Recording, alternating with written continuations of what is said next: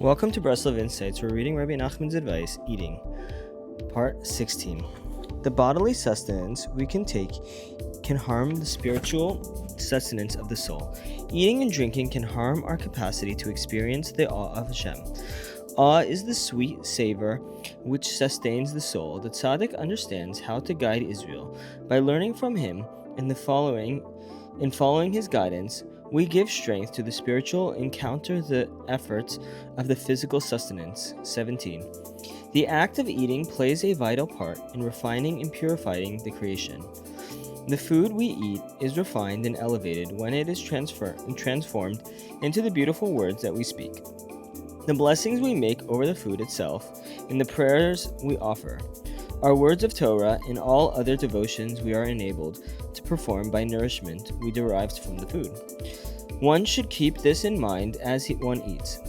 Then one's food becomes incense, as it were. One will find a true joy, and make a crown of loving kindness and mercy for the King of Peace. As it is written, Go forth, O ye daughters of Zion, and gaze upon the King Solomon. Shlomo. He to whom peace, shalom, belongs, even upon the crown wherewith his mother hath crowned him in the day of his espousals, and in the day of the gladness of his heart. 18.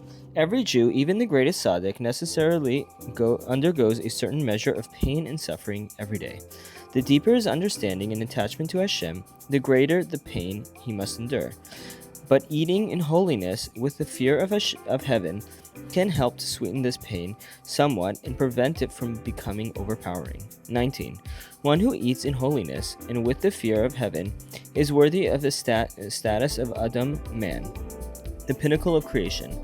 His mouth is the mouth of Adam. The Shekhinah herself speaks from his lips.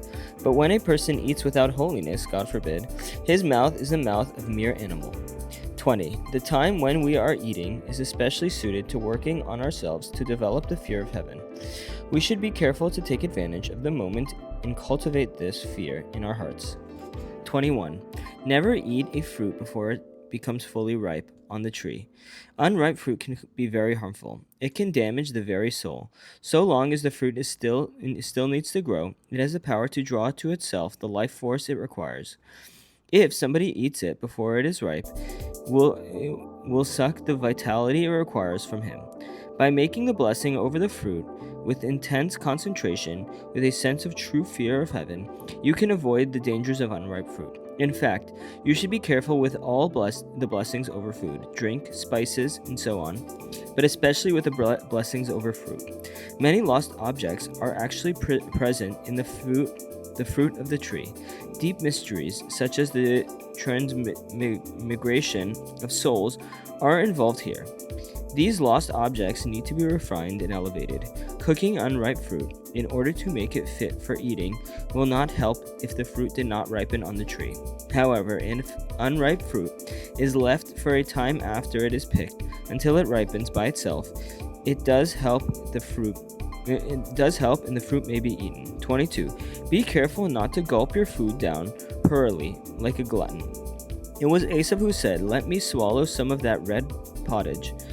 Get into the habit of eating at a moderate pace, calmly, with a same table manners you would show if an important guest were present. You should always eat like this, even when you are eating alone. Happy is one who achieves this. Thanks, and we'll continue tomorrow.